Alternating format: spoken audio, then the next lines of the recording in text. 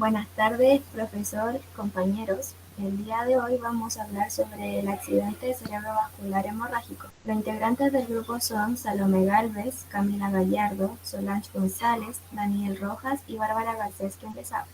Bueno, aquí tenemos el índice y aquí están los puntos sobre los que vamos a hablar en la presentación del día de hoy. Bueno, como definiciones, tenemos que un ataque cerebral es un evento cerebrovascular causado por un proceso de isquemia, durante el cual muere parte de la masa encefálica debido a una carencia duradera en la irrigación sanguínea. El accidente cerebrovascular hemorrágico es un tipo menos frecuente pero más letal. Ocurre cuando un vaso sanguíneo se rompe y sangra dentro del cerebro. En cuestión de minutos, las células del cerebro comienzan a morir. Las causas incluyen un aneurisma hemorrágico, una malformación arteriovenosa o la rotura de una pared arterial. La hemorragia intracerebral es el sangrado focal desde un vaso sanguíneo hacia el parénquima cerebral. La causa suele ser la hipertensión. Los síntomas típicos incluyen déficit neurológicos focales, muchas veces en el inicio súbito de cefalea, náuseas y deterioro de la conciencia. Finalmente, la hemorragia subaracnoidea es un sangrado súbito en el espacio subaracnoideo. La causa más frecuente de un sangrado espontáneo es la rotura de un aneurisma. Los síntomas incluyen la cefalea súbita y grave, habitualmente con pérdida o deterioro de la conciencia.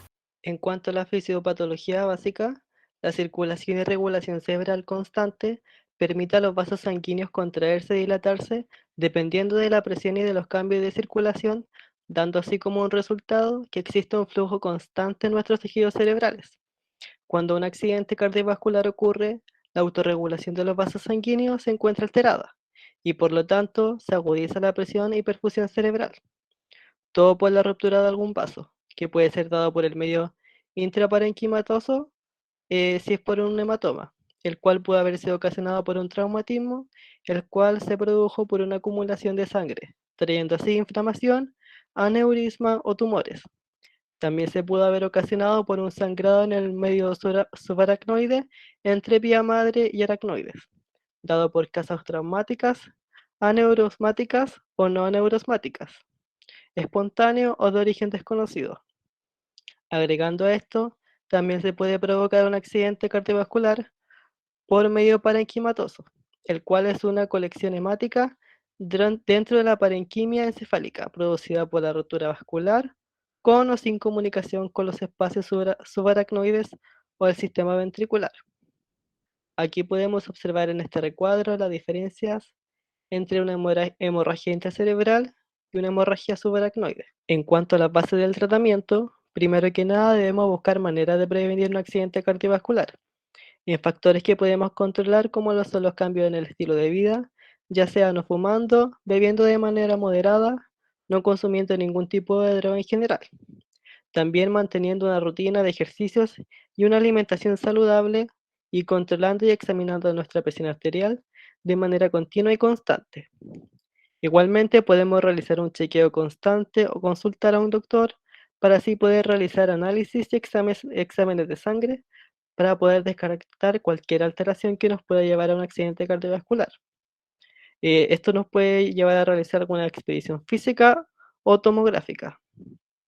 En casos de emergencia y en lo que estamos padeciendo o quizás estamos teniendo algún tipo de eh, falencia, existen tratamientos como la cirugía.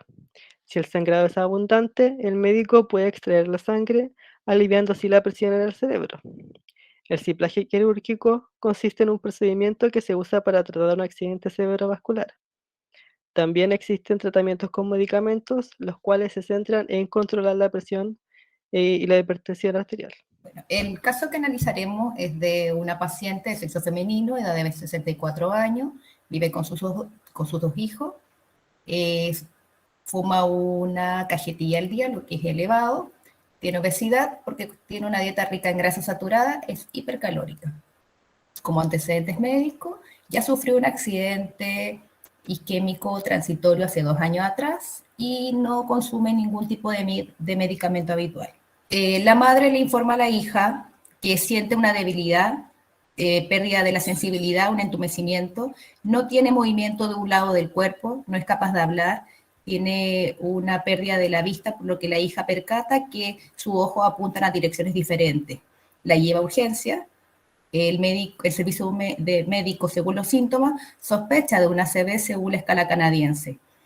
Es evaluada cardiovascular y respiratoria y su glicemia se encuentra alta, por tanto es derivada a urgencia, donde practican exámenes de sangre para determinar el nivel de sangre y determinar además si esta coagula normalmente. Por otra parte, el médico neurólogo realiza exámenes físicos. De inmediato, la paciente se le toma una tomografía para confirmar el diagnóstico y el médico puede diferenciar de un accidente cerebrovascular hemorrágico o de uno isquémico. Bueno, finalmente el TAC arroja que tiene una lesión hiperdensa por un hematoma cerebral. Por tanto, el médico diagnostica un ACV hemorrágico intracerebral. Dependiendo de la densidad del coágulo, el médico evalúa si requiere o no una evaluación quirúrgica. Bueno, uno de los tratamientos, ya una vez ingresada a la UCI, debe ser monitoreada constantemente, además para determinar si en algún momento necesita respiración, se deben mantener los controles de factores de riesgo normales y también ver si necesita tratamiento para coagular la sangre y si la cirugía es posible, es para retirar este coágulo. Y el fin de la cirugía es extraer la sangre acumulada y aliviar la presión intracraneal que lleva a cabo en estas contadas ocasiones, porque la propia intervención supone un riesgo importante de daño cerebral. Además, la eliminación de la sangre acumulada puede provocar una nueva hemorragia, por el consiguiente puede provocar aún más un daño cerebral y la posibilidad de derivar la capacidad del paciente en agravarlo. Sin embargo, muchas veces estas operaciones también pueden salvar la vida. Cabe destacar que generalmente la hemorragia intracerebral es extensa y catastrófica, sobre todo si la paciente sufre hipertensión arterial crónica, y quienes sobreviven suelen recuperarse a largo plazo del tiempo, la conciencia y también las funciones cerebrales. Sin embargo, la mayoría no recupera las funciones cerebrales perdidas. Con respecto al manejo del caso en urgencias, es fundamental realizar una evaluación inicial con la adecuada historia clínica y examen físico para poder sospechar o orientar hacia una determinada causa de síntomas. Algunos importantes son, por ejemplo, lo que es el primer síntoma, que en la imagen se puede visualizar los tres principales en aspectos bien generales que se asocian más bien al rostro, al brazo y al habla. Y en la parte inferior de la imagen aparecen las consultas o las preguntas que se pueden realizar para sacar este tipo de información que ayuda a su posterior evaluación. Como también otro punto es forma de instaurar y el progreso, como también indagar sobre la alteración de conciencia y otros síntomas, como también factores desencadenantes, como cambio de posturas, maniobras, Valsalva, indagar sobre la presencia de factores de riesgo como hipertensión arterial, diabetes. Otro punto es por descarte de otros diagnósticos diferenciales y como también es bueno realizar un examen neurológico. Además de realizar una prueba TC craneal, que es un examen que será indispensable en la diferenciación del tipo de accidente cardiovascular, para finalmente también tener un criterio de ingreso hacia cualquier tipo de servicio de neurología que sea necesario para el paciente.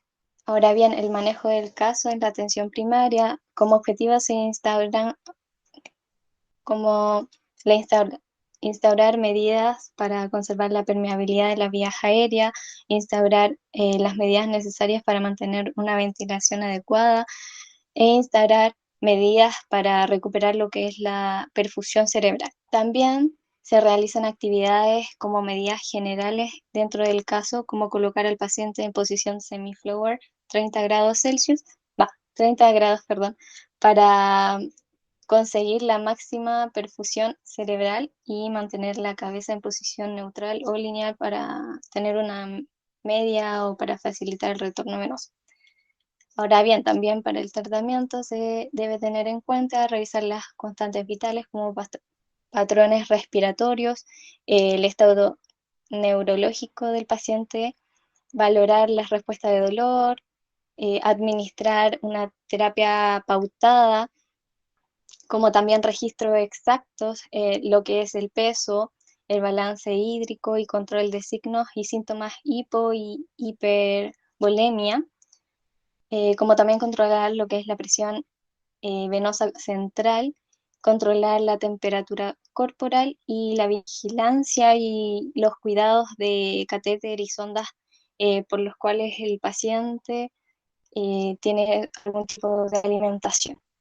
Ahora bien, a lo que respecta a la pauta nutricional que se puede observar, si bien se basa en la prevención del padecimiento ante un eventual accidente cardiovascular hemorrágico, que si bien es una dieta sana, equilibrada, que puede ayudar a reducir la presión arterial, donde el principal cuidado del consumo de alimentos debe ser en base a lo que es el colesterol, ya que si el paciente tiene un alto contenido de grasas dentro de sus comidas, aquí lo más probable es que pueda tener una acumulación de depósitos de grasas en las arterias y así restringir lo que es el flujo de sangrado, provocando así como consecuencia un tipo de accidente cardiovascular. En cuanto al rol del nutricionista, se tiene que este es fundamental para el tratamiento y la rehabilitación del accidente cerebrovascular a través de la alimentación que esté llevando el paciente. Ya todos los que padezcan accidente cerebrovascular deben ser sometidos a una evaluación nutricional al ingreso hospitalario para identificar de esta manera su estado nutricional y ver si estos poseen una disfagia, ya que el 55% de los pacientes lo presenta y los síntomas más frecuentes de esto son el aumento en la incidencia de desnutrición en un 62%, y de neumonías por aspiración en un 50% si el paciente posee una disfagia. Ya en cuanto al tratamiento nutricional, se tiene que los pacientes no tienen requerimientos especiales de calorías ni de nutrientes respecto a las personas de su misma edad y sexo, a excepción de que exista como alguna condición o alguna enfermedad, como son las úlceras de presión o infecciones, ya donde se puede modificar la alimentación. Un gran porcentaje, perdón, de pacientes pueden recibir una alimentación ya oral normal. En el caso de presentar alguna dificultad para la ingesta normal, se indica ahí ya realizar una modificación en la textura de la dieta para facilitar la alimentación. La disfagia, perdón, hará necesario realizar una dieta ya triturada, de una consistencia más o menos fina y con mucha frecuencia. En esta se consumen líquidos, los cuales hay que empezar con productos farmacéuticos como son los módulos de espesante, y ahora bien la administración de los suplementos orales se aplica de una manera ya más excepcional en aquellos pacientes que se encuentran malnutridos al ingreso hospitalario o los que ya su estado nutricional se deteriora durante el periodo inicial hospitalario. En cuanto a las conclusiones y recomendaciones, tenemos varios puntos, y como primer punto tenemos que los pacientes con diagnóstico de accidente cerebrovascular por lo general se encuentran en peligro de desnutrición o ya desnutridos al ingreso hospitalario, por lo que la terapia nutricional es súper importante y esta debe ser oportuna para que sea fundamental para la evaluación favorable del paciente. Ya otro punto también es que todo paciente con diagnóstico de accidente cerebrovascular al ingreso hospitalario debe ser sometido, como se dijo anteriormente, a una evaluación nutricional con el fin de diagnosticar su estado nutricional y para ver si presenta disfagia o no. También el paciente ya con disfagia se debe iniciar una nutrición enteral con sonda. Otro punto también es que si existe una imposibilidad de alimentación por la vía oral del paciente, ya por un periodo mayor a las 4 semanas se sugiere una gastrostomía, lo cual es un tubo que se inserta directamente en el estómago para que ya el paciente pueda ser alimentado. Y por último, que todo paciente que se encuentra con una imposibilidad de ingesta oral por no contar con un tubo digestivo mínimamente funcional, se sugiere una nutrición parenteral.